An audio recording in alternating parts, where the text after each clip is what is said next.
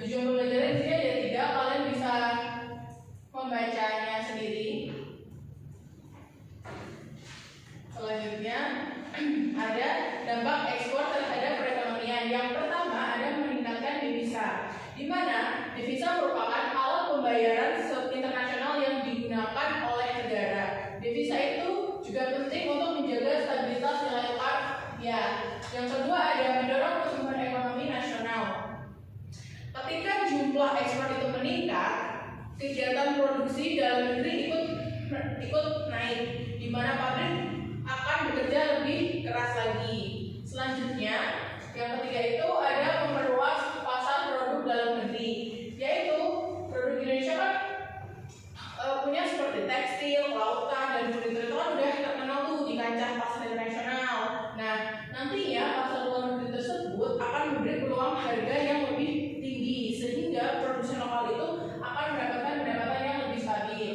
Selanjutnya ada memperkuat hubungan diplomatik. Ketika suatu negara bergantung pada kita Indonesia, katakanlah begitu, hubungan diplomatik itu nantinya akan menjadi kerjasama ekonomi yang akan semakin erat. Selanjutnya ada dampak negatif ekspor terhadap perekonomian. Yang pertama ada ekspor berlebihan dapat menguras SDA, misalnya tambang, kayu, sawit. Yang kedua ada ketergantungan pasar eksternal. Jika harga global turun, maka pendapatan nasional pun ikut turun. Dan yang terakhir ada ketidakseimbangan pembangunan wilayah. Daerah kaya sumber daya berkembang pesat, sedangkan wilayah lainnya tertinggal. Selanjutnya ada dampak impor terhadap perekonomian. Yang pertama ada memenuhi kebutuhan dalam negeri. Produksi dalam negeri itu tidak selalu memenuhi kebutuhan masyarakatnya sendiri. Akibatnya ada keterbatasan SDA, teknologi, dan kebutuhan sumber daya manusia. Karena akhirnya sehingga impor ini diperlukan sebagai pelengkap kebutuhan nasional. Yang kedua ada mempercepat modernisasi industri. Hal ini penting banget untuk negara berkembang yang masih menyesuaikan dengan revolusi industri 4.0. Yang ketiga ada transfer teknologi. Negara berkembang seperti kita, Indonesia ini sangat membutuhkan transfer teknologi untuk mengakselerasikan kemampuan industri kita. Yang terakhir ada menstabilkan harga barang. Jika produksi dalam negeri itu kurang, impor menjadi solusi agar harga kebutuhan seperti pangan, minyak, dan obat-obatan tetap stabil. Selanjutnya ada dampak negatifnya, yaitu yang pertama ada menurunnya daya saing industri lokal akibat banjir produk impor. Yang kedua ada defisit neraca perdagangan ketika nilai impor lebih tinggi daripada nilai ekspor itu sendiri. Yang ketiga ada ketergantungan pada produk asing. Yang keempat ada meningkatnya konsumsi barang impor dapat menekan perputaran uang di dalam negeri. Selanjutnya ada kebijakan dalam mengatur ekspor dan impor. Yang pertama ada tarif yang masuk, merupakan pajak yang dikenakan pada barang impor yang bertujuan untuk menambah pendapatan negara.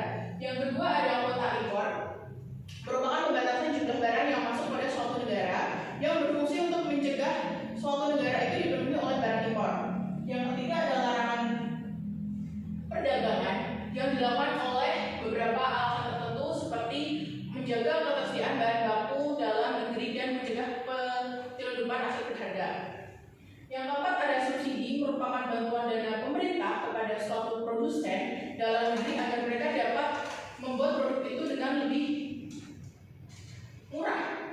Dan yang kelima ada premi produksi, di mana premi merupakan dana khusus yang diberikan pemerintah kepada produsen yang berhasil mencapai target produksi tertentu untuk menyemangati para produsen tersebut sehingga bisa mendapatkan hasil yang lebih memuaskan. Yang terakhir ada kerjasama ekonomi internasional. Indonesia kan banyak tuh ikut anggota aktif seperti AFTA, APEC, World Bank, dan lain-lain. Nah, hubungan kerjasama ini nantinya akan membuat Indonesia dapat menikmati transfer teknologi itu sendiri dan peningkatan kualitas sumber daya manusia yang secara langsung itu mendukung pertumbuhan ekonomi jangka panjang. Nah, untuk contoh dampak nyata ekspor dan impor bagi Indonesia itu ada yang pertama ekspor gas alam dari Jepang yang nantinya akan menambah devisa negara dan memperkuat posisi Indonesia Yang kedua ada ekspor tekstil dan garmen ke Amerika dan Korea Selatan yang nantinya dapat membuka lapangan pekerjaan bagi jutaan orang yang membutuhkan. Yang ketiga ada impor gandum dan mesin industri di mana nantinya memastikan industri pangan dan manufaktur itu tetap berjalan. Selanjutnya ada impor beras yang dilakukan saat produksi nasional kurang sehingga pangan tetap stabil. Selanjutnya ada larangan ekspor biji nikel atau penyegaran alkohol yang nantinya meningkatkan investasi smelter dalam negeri itu sendiri. Dan yang terakhir ada kerjasama perdagangan di ASEAN atau MEA itu mengurangi hambatan perdagangan antar negara Asia Tenggara. Nah, sampai di sini apakah ada yang ditanyakan? Belum. Jikalau tidak ada, kita akan mengerjakan kuis ya. Kalian bisa masukin QR yang ada di sini. Dia juga ada kodenya.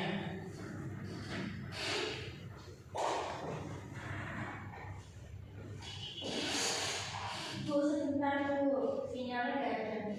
Hotspot dong Bu. Boleh, sini.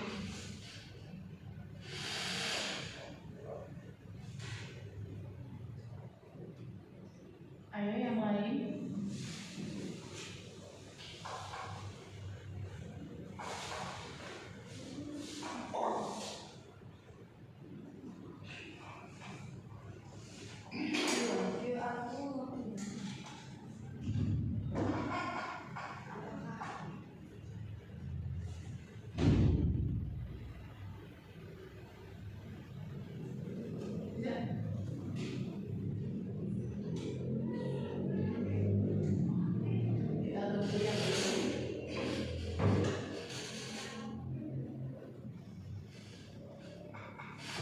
Ini namanya udah bisa Bu.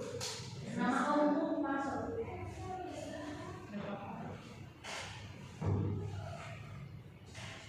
Bisa dulu. Oke, kita mulai ya. Bu, sebentar nggak bisa. Apanya? Kok masih start lihat Bu. Lagi. Ini. Dulu. Oke, kita mulai ya.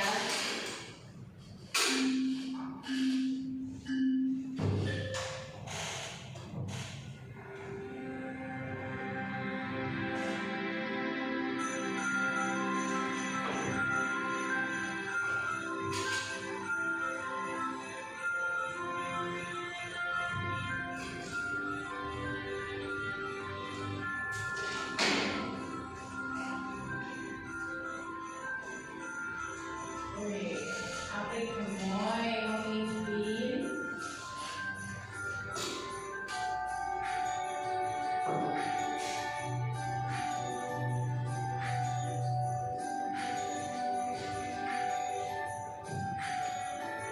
Ibu nanti kalau yang terus mau kasih hadiah ya. Boleh, Es krim deh Bu. boleh. Oh, ternyata Aprik juga oh gak jadi. Dia nanti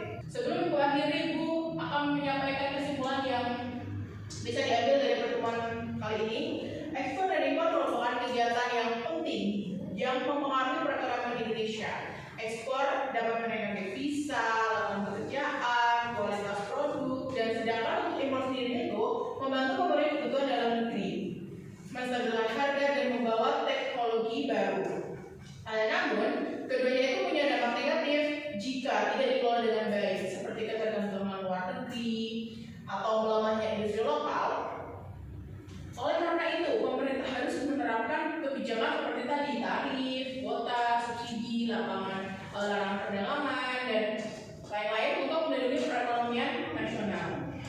Nah, sebelum Ibu tutup, minggu depan kalian